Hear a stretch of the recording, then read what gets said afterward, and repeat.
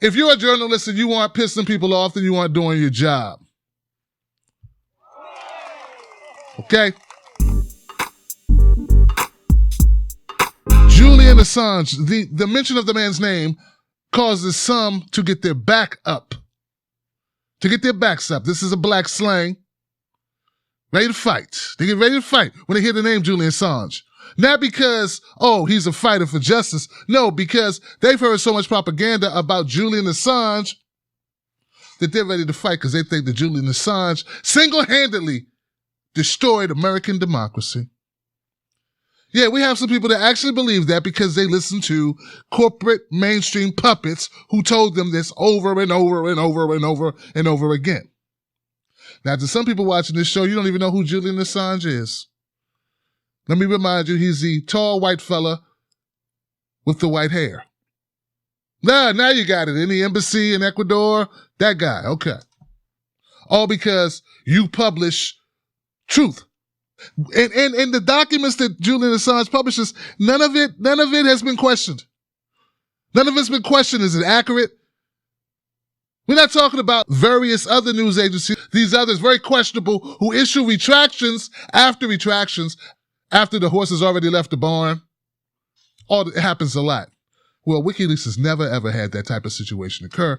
What they publish is actually fact. But see, that's beside the point. See, Julian Assange has dared, and the organization WikiLeaks, and all the people that work with them to continue to publish important work.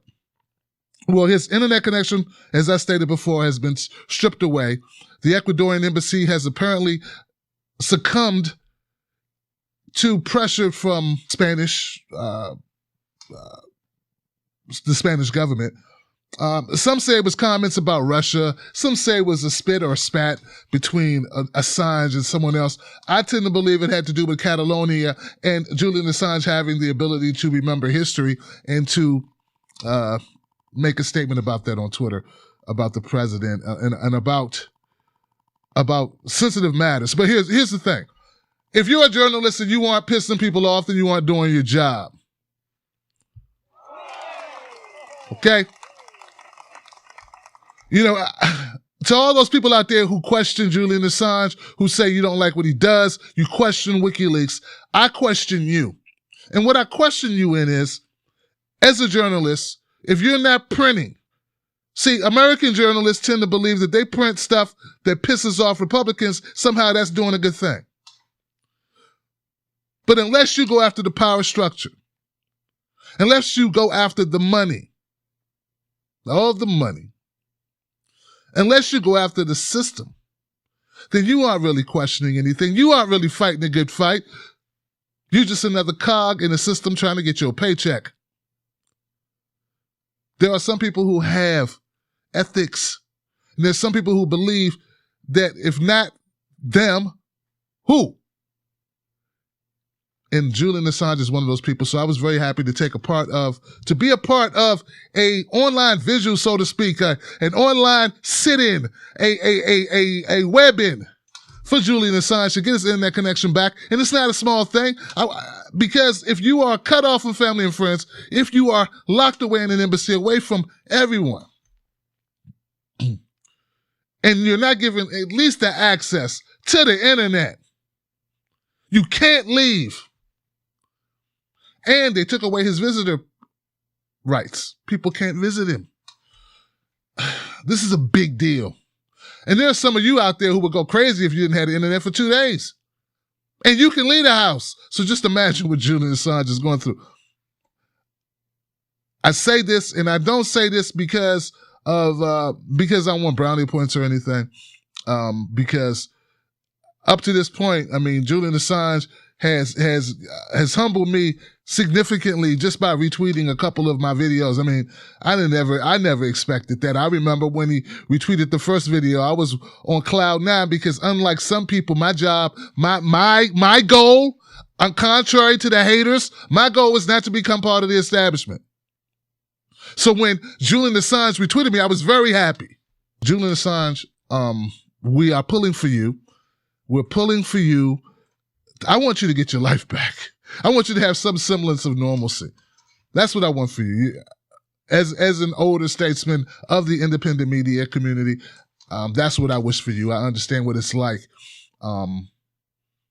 You get up in there, you start to get older, and parents are getting older. Let's just say it's a tough time to be away from family, and nothing's promised to anyone. And for him not to be able to be with his family, to be with people that raised him, that love him, not to be there with them, that's tough. And that's it. So guys, I was very happy to be a part of that online web end for Julian Assange to get his internet connection restored. The hashtag was Reconnect Julian. Hashtag Reconnect Julian. I just want to give a shout out to everybody who participated in that event. Elizabeth Voss, Susie Dawson, Cassandra, all the people. It was, I hate when I start naming people because I never name everyone. But Ron was there, Jimmy and Lee were there, and a lot of others, but they're in spirit. They're in spirit. So, yes. It's just tough, guys. I think one of my goals is to further expose the Black community to independent media and to the reality of corporate media and what it's actually doing, how it's counterproductive to any type of human rights movement in this country, or a civil rights movement, or a peace movement, an anti-war movement, or a war against poverty. Like all of these movements that the corporate media does not, it's window dressing, guys. It's window dressing.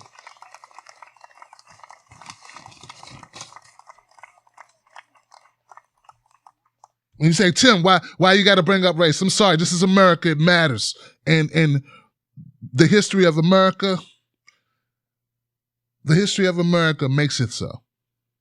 I didn't create it this way.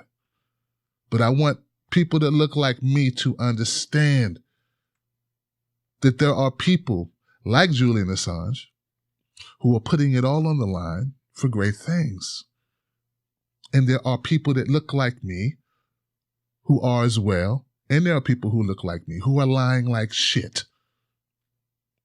And just because they have money and prestige and notoriety does not make them worthy of your support or worthy of your adoration. I need you to wake up and do it fast. Julian Assange, come on home. Ecuador, do the right thing. You were doing the right thing. We thank you for so much for taking in our brother Julian Assange. Now go ahead and take it all the way to the house. As we would say, go ahead and hit it out the park. Go ahead and keep it 100, my nigga, and let Julian have his internet access. All right. All right. As you know, anyone who didn't vote for Hillary Clinton is a Russian bot. Get them back by picking up this t-shirt. I'm a Russian bot. You can find a link in the description box below. Do it.